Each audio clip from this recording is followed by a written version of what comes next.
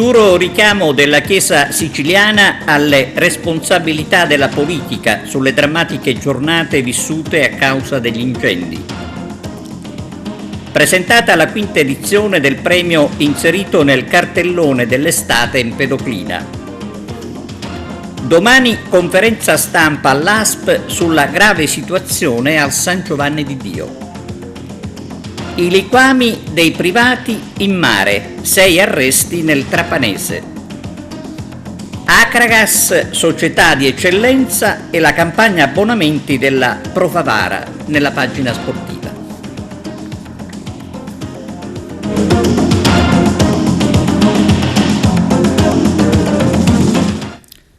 Buongiorno da TVA Notizie. Sul dramma incendi in Sicilia con i territori devastati dalle fiamme, oggi si registra un forte richiamo dei vescovi siciliani alle istituzioni.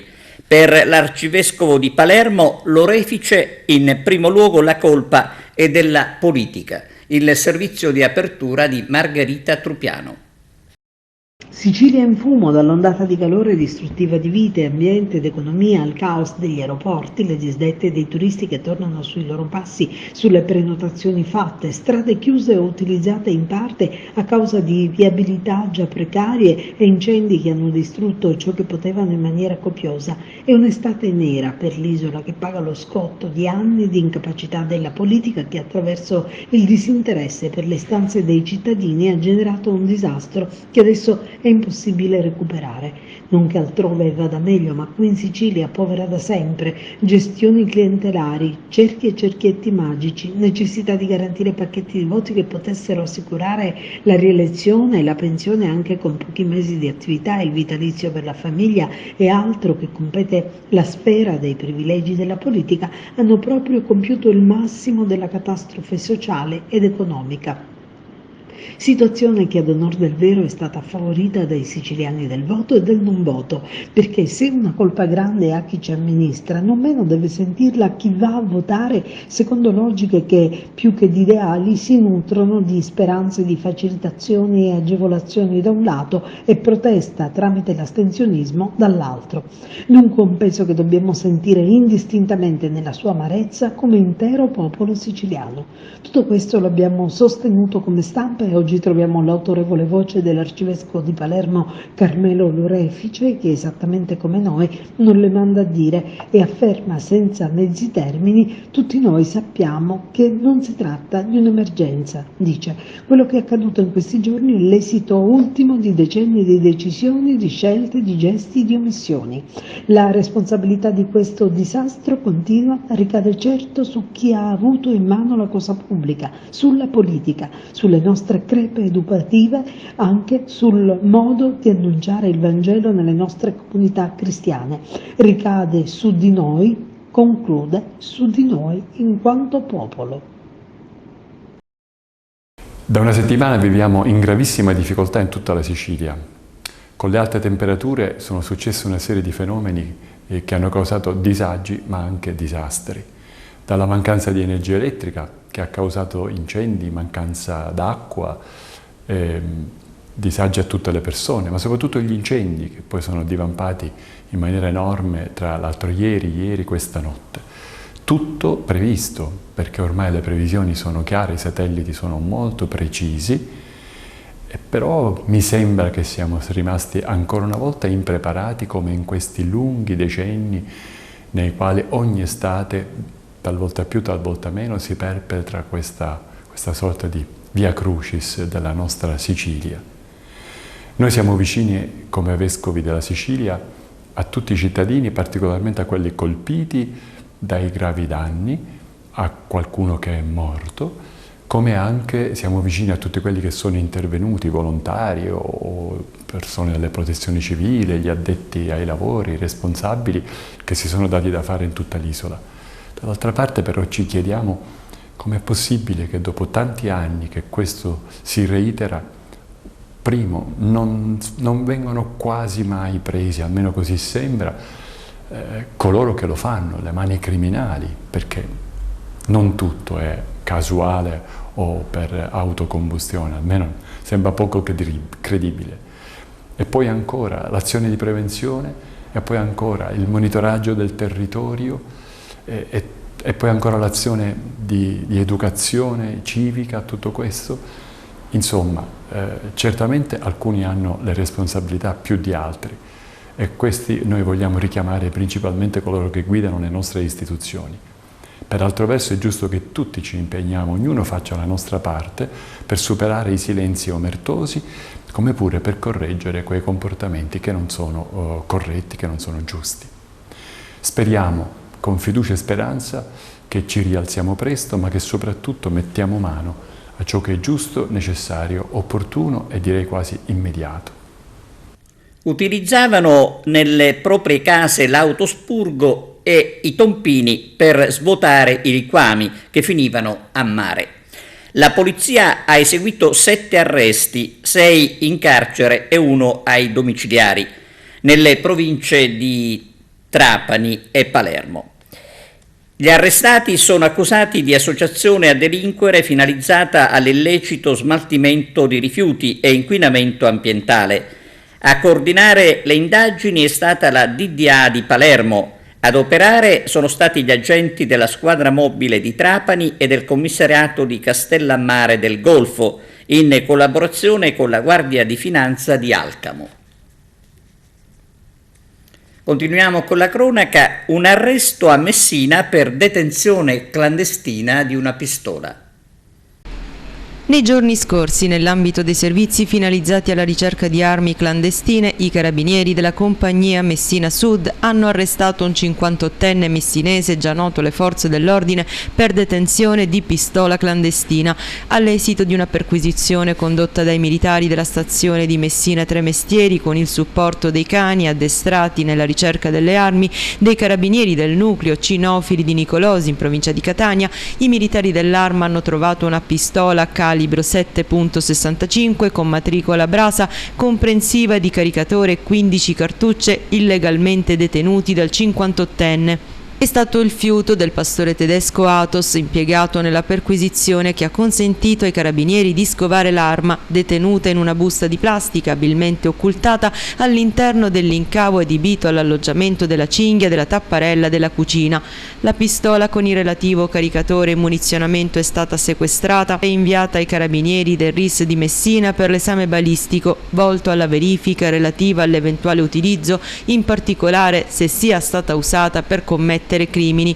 L'uomo è stato arrestato e, ultimate le formalità di rito, su disposizione dell'autorità giudiziaria, è stato ristretto presso la casa circondariale di Messina in attesa dell'udienza di convalida. A Licata, nella giornata del 24 luglio scorso, i poliziotti della Polizia di Stato del Commissariato, congiuntamente ai poliziotti della squadra mobile e della Questura di Agrigento, nel corso di un'intensa attività tesa alla repressione dei reati, focalizzata contro il tristemente noto fenomeno dei furti d'acqua, hanno tratto in arresto 3 persone in flagranza di reato. Il servizio in questione, svoltosi nelle campagne licatesi, precisamente in contrada Safarello, ha portato alla luce diverse prese abusive alla conduttura idrica gestite dalla società Sicilacque. Il personale, nel corso del servizio, ha constatato che gli appersamenti abusivi erano in funzione e sottraevano illecitamente ingenti quantità d'acqua destinati alla collettività. Il personale della Polizia di Stato, quindi, con un'attività celere e certosina, congiuntamente ai tecnici dell'anzidetta società, al termine degli accertamenti, risaliva così ai responsabili, traendoli in arresto in flagranza di reato per furto aggravato, e procedeva al sequestro dell'invaso dove l'acqua era stata convogliata e del materiale utilizzato per la commissione del reato. Gli arrestati, al termine degli atti di rito, venivano quindi posti a disposizione dell'autorità giudiziaria e a loro veniva contestato il reato di furto aggravato in concorso. Al termine dell'udienza, il GIP della Procura della Repubblica di Agrigento ha convalidato l'arresto per tutti gli imputati coinvolti. Le indagini sono tuttora in corso. La responsabilità penale degli indagati non sarà definitivamente accertata se non al termine del procedimento giudiziale che li vedrà coinvolti. Le reliquie di San Calogero arrivano a Favara il 30 luglio, il servizio di Giuseppe Moscato. Le sacre reliquie di San Calogero, provenienti dalla città di Frazzanò, in provincia di Messina, arriveranno a Favara domenica 30 luglio. Un momento importante per la città e per i fedeli del Santo Nero, tra i più venerati in provincia, e che viene festeggiato a Favara nella prima domenica di agosto. Le reliquie arriveranno alle ore 10:15 in piazza Kennedy e saranno accolte da Don Michele Termine, parroco di San Calogero, dai parrocchiani e da tutti i fedeli che vorranno essere presenti all'importante momento. Quindi partirà la processione per le vie della città di Favara con arrivo nella parrocchia di San Calogero, dove alle ore 11 ci sarà la celebrazione eucaristica. La chiesa rimarrà aperta ininterrottamente fino alle ore 18:30 per permettere a tutti la venerazione delle sacre reliquie di San Calogero. La giornata si concluderà alle ore 19 con la messa nel largo San Calogero dinanzi alla chiesa, preceduta dal vicario generale Don Giuseppe Cumbo e animata dalla Schola Cantorum della Basilica Cattedrale San Gerlando di Agrigento. Ospiteremo le reliquie di San Calogero che provengono da Frazzanò, in provincia di Messina. Quest'anno con il comitato abbiamo pensato di abbellire un po' la festa ospitando i resti del santo che vivremo proprio il 30 di luglio con l'accoglienza che sarà in piazza Kennedy alle ore 10, poi ci sarà una processione, alle ore 11 verremo qui in chiesa, poi le reliquie saranno esposte, onorate e anche venerate dal popolo favarese e da chiunque voglia venire anche dalle altre parti della nostra diocesi, e poi la sera alle ore 19 ci sarà la celebrazione eucaristica con il vicario generale Don Giuseppe Cumbo. Perché la presenza delle reliquie del santo ha un significato particolare per tutti i credenti? Perché le reliquie sono onorate proprio perché i santi, siccome avevano Gesù nel proprio cuore, il corpo è come se fosse la teca della presenza di Cristo dentro di noi, quindi la Chiesa venera le reliquie proprio perché coloro che sono stati santificati come San Calogero sono stati i contenitori che hanno avuto lo Spirito di Cristo dentro di loro. E infatti l'aureola dei santi testimonia proprio la luce di Cristo che era presente nel cuore di tutte le persone, di tutti i santi che hanno creduto. E verranno portate a spalle le reliquie dai vari gruppi, tra cui Mondo X, e altri gruppi anche dagli scout, ma anche da un gruppo di extracomunitari. Quindi come il Santo Nero anche loro porteranno le reliquie. Il Santo Nero venerato da tutti, il Santo Nero amato da tutti. Qual è la cosa particolare che tu senti di dire come fedele ma anche come componente del comitato? Sicuramente l'accoglienza nei confronti di tutto il popolo favarese, l'accoglienza di tutti i gruppi di Favara, infatti sono stati invitati proprio esclusivamente tutti i gruppi di Favara, in modo che sia una giornata gioiosa e solo e esclusivamente per il Santo Nero. Don Michele, per chiudere, i fedeli perché devono venire qui a venerare San Calogero? Ma sicuramente per il Signore, perché noi sappiamo che dietro ogni santo, ogni beato, ogni credente c'è sempre la presenza di Gesù. Quindi quando noi guardiamo a San Calogero dobbiamo sempre pensare a chi c'era dietro di lui, Gesù Cristo. Quindi tutti i santi devono essere onorati perché hanno amato Gesù Cristo. Si terrà domani presso la direzione generale dell'ASP di Agrigento, in Viale della Vittoria, una conferenza stampa sulla situazione del pronto soccorso dell'ospedale San Giovanni di Dio. Come è noto, il pronto soccorso sta vivendo un momento di assoluta criticità. A proposito, il giornale Grandangolo, proprio qualche giorno fa, ha pubblicato un articolo a firma di Franco Castaldo dal titolo «La sanità ad Agrigento non può morire di politica, adesso basta». E adesso aspettiamo cosa avranno da dire ai giornalisti i vertici dell'ASP. A chi è prossimo alla pensione, l'INPS spiega cosa si deve aspettare: il servizio. Importanti novità in arrivo da parte dell'INPS, l'Istituto Nazionale della Previdenza Sociale, che ha deciso di dare il via a una sperimentazione volta a snellire l'accesso alla pensione di vecchiaia. Ma in cosa consiste? Ebbene, proprio l'INPS provvederà a contattare direttamente le persone che hanno maturato i requisiti richiesti per accedere al trattamento. A tal fine inviterà i soggetti interessati a presentare un modello di domanda già precompilato contenente tutti i dati in possesso dello stesso istituto di previdenza. I primi a essere interessati da tale novità saranno coloro che hanno un'età superiore a 65 anni e prossimi a uscire dal mondo del lavoro. Inizialmente quindi saranno 5.000 i lavoratori interessati sia del settore privato che pubblico. I soggetti interessati si vedranno inviare così una lettera cartacea e riceveranno anche un'apposita notifica tramite APO nell'area MyINPS del sito dell'istituto. Queste contengono le istruzioni con il percorso da seguire per accedere in modo facile e veloce alla propria domanda precompilata e l'estratto conto contributivo. A tal fine verrà messo a disposizione un QR code, grazie a cui accedere direttamente al servizio, ma non solo. Coloro che hanno deciso di rendere disponibile l'utilizzo del proprio recapito telefonico riceveranno inoltre un breve messaggio di testo che li informerà dell'invio della comunicazione per garantire un'attività di consulenza personalizzata. Inoltre verranno inviate alle varie direzioni regionali e di coordinamento metropolitano gli elenchi con i nominativi dei soggetti coinvolti in questa sperimentazione. A 50 anni dal diploma si ritrovano ex alunne del magistrale Martin Luther King di Favara. Arturo Cantella.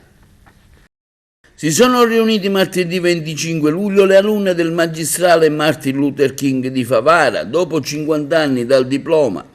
In tutto erano 23, alcune residenti all'estero e tornati in Sicilia per le vacanze estive. Ne mancavano circa 10 perché residenti al nord Italia e 3 hanno festeggiato dal cielo. Si sono così ritrovati in allegria come negli anni della spensieratezza, ognuno con le esperienze di una vita, 50 anni sono tanti. La serata è trascorsa nell'allegria e nella spensieratezza come se si fossero lasciate ieri. Ognuna di loro poi ha ricordato i vari momenti più significativi dell'esperienza in classe. Quei momenti straordinari che davano vita a fatti paradossali che dopo 50 anni non si sono più cancellati.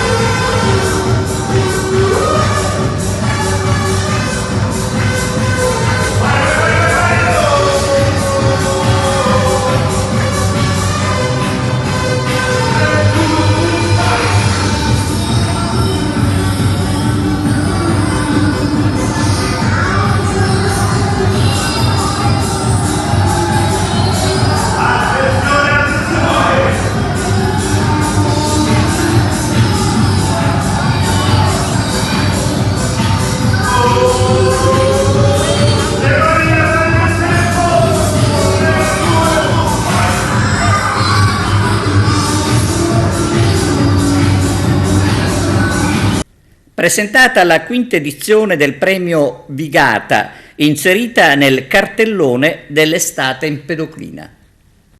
Nell'ambito delle manifestazioni estive dell'estate empedoclina, sostenuta e patrocinata dall'Enel SpA, è stata presentata oggi la quinta edizione del premio Vigata, dedicata allo scrittore empedoclino Andrea Camilleri, presente il regista Giovanni Volpe, il vice sindaco Marilu Caci e il primo cittadino della città empedoclina Calogero Martello. Quest'anno, come avevamo già preannunciato l'anno scorso, abbiamo avuto molto più tempo per organizzare il premio Vigata Andrea Camilleri, che è alla quinta rassegna, perché dopo un paio di anni di fermo per la pandemia, l'anno scorso abbiamo voluto riprendere un percorso che riteniamo sia importante per questa città, un percorso che è partito l'anno scorso in fretta e furia, però siamo riusciti, nonostante i brevi termini, a mettere su una rassegna di tutto rispetto.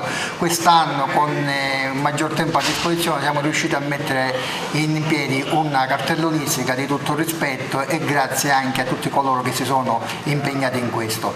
È chiaro che quest'anno non è soltanto il premio Vigata, ma, come avete avuto modo di vedere, è anche il premio Andrea Camilleri.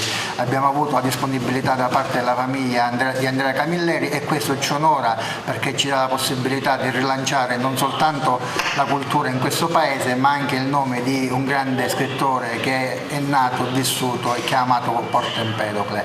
In questa rassegna teatrale è chiaro che sono presenti compagnie che vengono sia dall'Interland ma anche da fuori dalla Sicilia, e questo è un elemento importante e ci spinge sempre più a proseguire poi in futuro ad una cartellonistica molto più importante e cercando di migliorarci anno per anno. È chiaro che la rassegna parte il giorno 29, sono previste 8 commedie che saranno non solo commedie come dire, di satira, ma anche molto impegnate, come ad esempio l'ultima, quella di Falcone e Borsellino, 30 anni dopo, commedia che è stata voluta da noi con grande forza, perché riteniamo che anche all'interno della cultura va mandato quel messaggio di legalità importante che questa terra ha di bisogno, ed è quindi necessario. È chiaro che nei prossimi giorni metteremo già in campo tutto quello che è necessario per affrontare le manifestazioni. Non vi nascondo che è stato difficile da un punto di vista organizzativo mettere su questa rassegna teatrale, non tanto per la necessità di trovare le compagnie teatrali, ma ormai organizzare manifestazioni pubbliche è diventato estremamente difficoltoso. Capisco le necessità di sicurezza, le necessità di trovare come dire, tutti gli accorgimenti necessari per la sicurezza, però è necessario anche avere come dire, le opportunità di trascorrere un periodo estivo come quello che riguarda la città di Porto Empedocle in piena serenità, e quindi grazie a tutti coloro che si sono impegnati nel realizzare questo, e dal 29 avremo modo di apprezzare queste commedie. Sicuramente è un'estate ricca, come ha anticipato il sindaco. Dallo scorso anno siamo ripartiti col premio Vigata e Andrea Camilleri, che sarà il punto di forza della nostra estate, con tutte compagnie abbastanza conosciute, soprattutto nella nostra provincia, ma non solo, e di grande spessore. Pensiamo di riuscire ad avvicinare non solo l'empedoclino, ma anche il turista, o anche dei paesi limitrofi, come un tempo era Porto Empedocle. Speriamo di ritornare a quelle estati, piano piano noi ce la stiamo mettendo tutta, e cercheremo di crescere anno per anno. Il premio Vigata giunge alla quinta edizione quest'anno, ed è bello pensare che si ritorni a fare a Porto Empedocle quel teatro che, come diceva già il sindaco, per un periodo non si è potuto fare. Io voglio solo sottolineare una cosa, che in tempi di dialoghi tra la cultura e la politica io sono felicissimo per come ci siamo trovati a Porto Empedocle. Siamo riusciti in piena autonomia e in accordo a realizzare un cartellone che è uno di quei cartelloni che sarebbe piaciuto tanto anche a Camilleri, perché non solo guarda al territorio, perché le compagnie vengono dal territorio, sono di questa zona, e ci dicono lo stato della cultura teatrale in questo territorio. Però a questo si sommano delle esperienze, una che arriva dall'Emilia Romagna Teatri con l'ultima estate, Falcone e Borsellino 30 anni dopo, e altre 2 almeno produzioni che entrano in pieno diritto in quella che era stata la prima indicazione camilleriana, cioè del teatro di regia, in cui i contenuti messa in scena trovano la loro epifania. Questo è importante perché già dall'anno prossimo, con la realizzazione del bando, si tornerà a portare ad Agrigento, dopo aver fatto questo excursus esplicativo dello Stato, della provincia, a Porto Empedocle, e ci tengo a sottolinearlo, è come se in questo momento Porto Empedocle prendesse le veci di città della cultura, perché in realtà si tentano questi tipi di ragionamenti sullo stato attuale del teatro in provincia di Agrigento e in Italia. E veniamo agli aeroporti siciliani. Il caos sta causando un crollo del turismo mentre non si registrano miglioramenti. Si innesca, è proprio il caso di dirlo, la polemica nella filiera turistica in Sicilia a seguito degli incendi che hanno paralizzato lo scalo di Catania e hanno penalizzato anche l'aeroporto di Palermo. Gli operatori e agenzie di viaggio in primis denunciano una scarsa informazione che li penalizza nel gestire il movimento dei loro clienti, mentre i gestori aeroportuali si difendono evidenziando il fatto che si tratta di strutture che stanno operando al massimo della loro capacità e non possono certo sostenere volumi aggiuntivi di traffico e movimento passeggeri. Fatto sta che questa critica situazione si ripercuote sulla pianificazione dei viaggi e delle vacanze, come ha avuto modo di sottolineare il presidente di Assoturismo, Vittorio Messina, che ha già tracciato un crollo previsionale del 25% nelle prenotazioni su Catania per l'incertezza circa l'operatività dello scalo Fontanarossa e una pioggia di cancellazioni dall'estero ancora non quantificabili, ma certamente importante, come ha dichiarato lo stesso presidente. Molti turisti non si fidano più e in assenza di una data certa sulla completa riapertura dello scalo cancellano e rinunciano alla vacanza in Sicilia. Molto circostanziato anche lo scenario operativo tracciato da Anna Maria Ulisse della Ulisse Tour Operator di Palermo e presidente di Assoviaggi Sicilia, che osserva: sia per Palermo che per Catania siamo di fronte ad una situazione in continua evoluzione. Di certo siamo in piena emergenza, il vero problema è la scarsa informazione che riceviamo, nonostante il fatto di essere gli attori della filiera chiamati a dover poi gestire e proteggere i turisti che arrivano o che partono.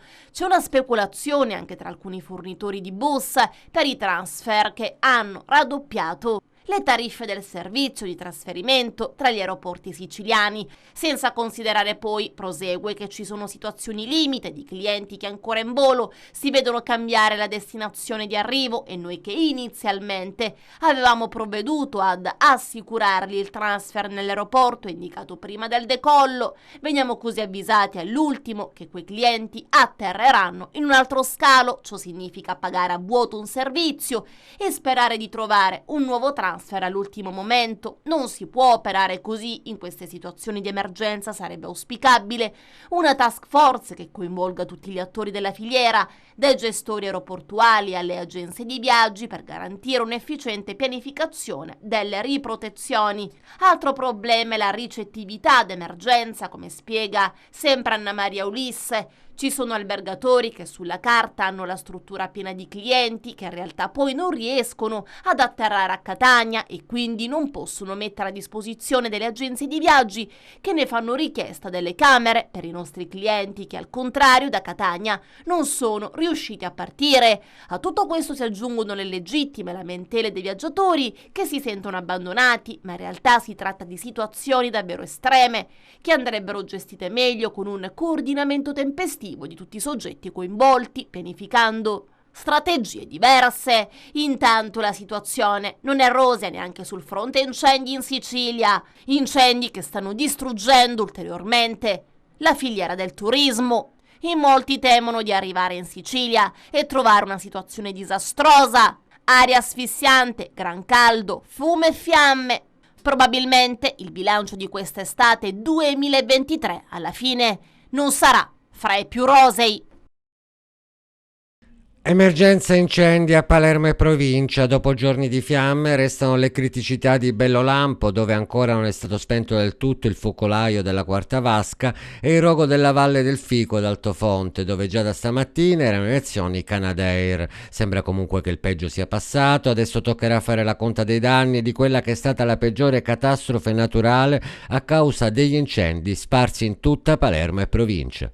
Attualmente, considerata la diminuzione delle temperature e del vento, le emergenze si sono notevolmente ridotte. Il punto principale di incendi in questo momento è nella zona di Altofonte e nella zona che viene definita Valle di Fico, dove abbiamo 2 squadre impegnate nello spegnimento degli incendi e un mezzo aereo che è un Canadair. Ovviamente è ancora in atto l'emergenza relativa alla discarica di Bellolampo, dove abbiamo squadre VF, ma soprattutto personale della RAP che sta operando con i propri mezzi per effettuare operazioni di soffocamento con terra della Quarta Vasca, dove si è sprigionato l'incendio. Per ciò che concerne Bellolampo, secondo lei tra quanto tempo potrà definirsi chiusa questa criticità?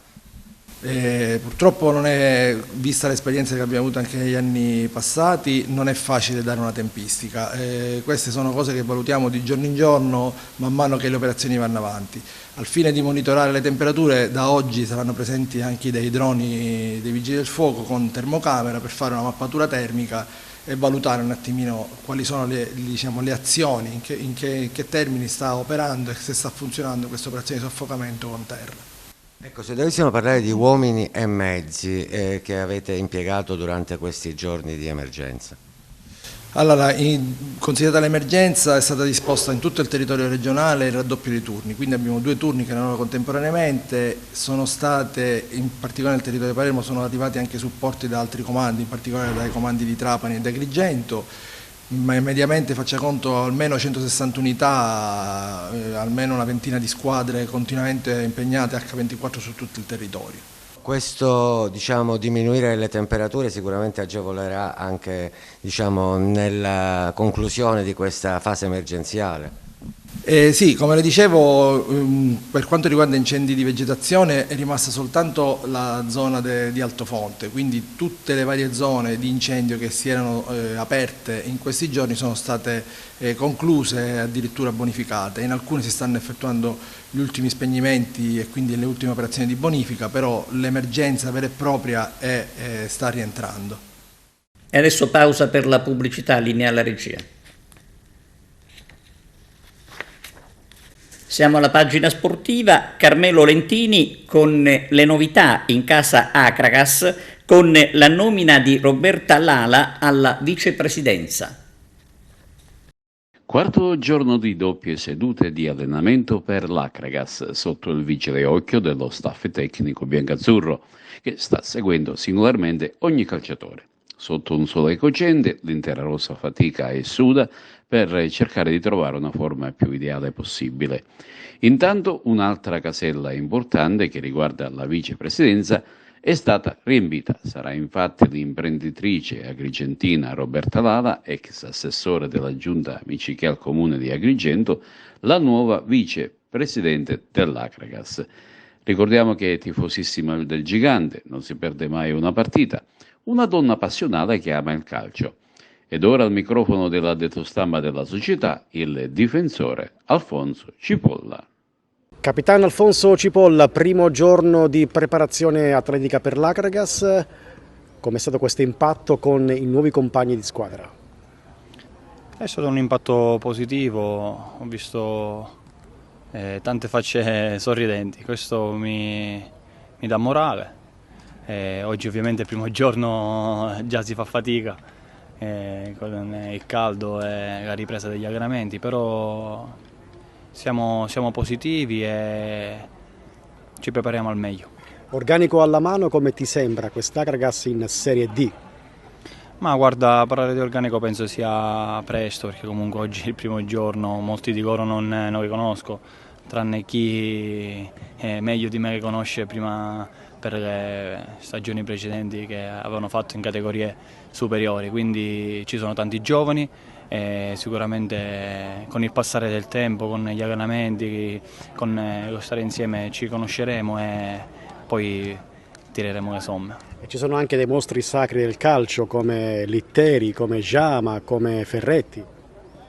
Sì, infatti come dicevo poco fa il loro curriculum parla da solo, quindi per noi è solo un onore avere loro in squadra e sono sicuro che ci aiuteranno per arrivare all'obiettivo finale. Che torneo di Serie D ti aspetti? Ma un torneo abbastanza competitivo, la cosa che mi fa molto piacere è che ci sono più della metà delle squadre sono siciliane, questo per la nostra regione secondo il mio punto di vista è una grande vittoria e penso sia un campionato molto competitivo dove potremmo toglierci delle belle soddisfazioni se faremo le cose fatte per bene. Per te la riconferma, l'ennesima in maglia biancazzurra, cosa rappresenta? Ma guarda, per me come ogni anno è una gioia, è un sogno, soprattutto anche la riconferma in D ripaga secondo il mio punto di vista i sacrifici che ho fatto in questi anni, sia da Agrigento e non, però per me è motivo di orgoglio, infatti voglio ringraziare lo staff, il presidente in primis e tutte le persone che mi sostengono. Riascoltiamo Carmelo Lentini che ci parla di Licata Calcio e società di eccellenza. Ed ora le altre news. Pippo Romano è stato riconfermato per il terzo anno consecutivo alla guida del Licata.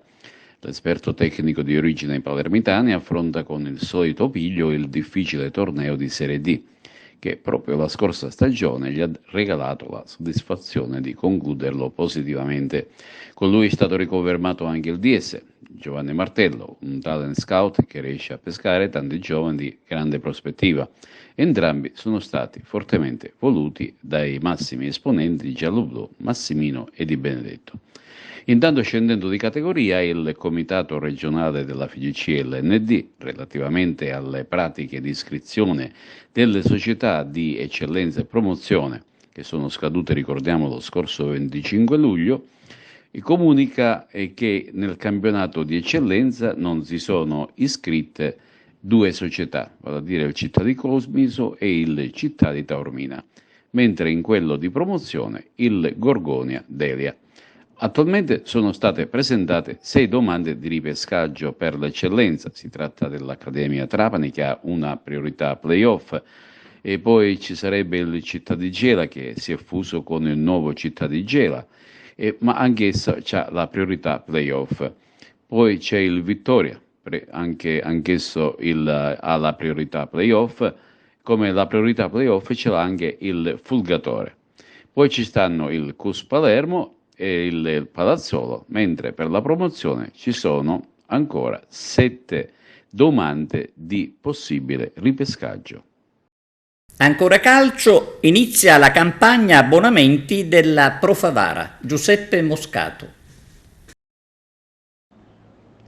Dopo aver rinforzato la squadra con un'ottima campagna acquisti, il presidente della Pro Favara, Rino Castronovo, e tutta la dirigenza gialloblu si rivolgono adesso ai tifosi e agli sportivi favaresi affinché anche loro facciano la propria parte per contribuire a fare un ottimo campionato. Con lo slogan "Credici anche tu" è partita infatti la campagna abbonamenti per stare al fianco della Pro Favara nella stagione 2023-2024. Da lunedì 31 luglio infatti sarà possibile acquistare gli abbonamenti per i settori Tribuna Centrale e Curva Nord. Il punto di abbonamento è stato aperto presso la Tabacchi Marotta in via Capitano Callea a Favara. L'abbonamento in tribuna centrale costa 120 euro, mentre in curva nord 70 euro. L'abbonamento sarà valido per 13 delle 15 partite di campionato di eccellenza. La società infatti ha stabilito che durante la stagione, in occasione di 2 partite di cartello, saranno indette le giornate gialloblu e gli ingressi con abbonamenti non saranno validi. Per quanto riguarda invece le singole gare, i prezzi dei biglietti sono di €12 in tribuna coperta, che scende a 10 euro se il biglietto verrà acquistato in prevendita, e €7 in curva nord, anche in questo caso con la prevendita scende a 5 euro. E con lo sport si conclude il nostro telegiornale, grazie per la vostra attenzione e arrivederci.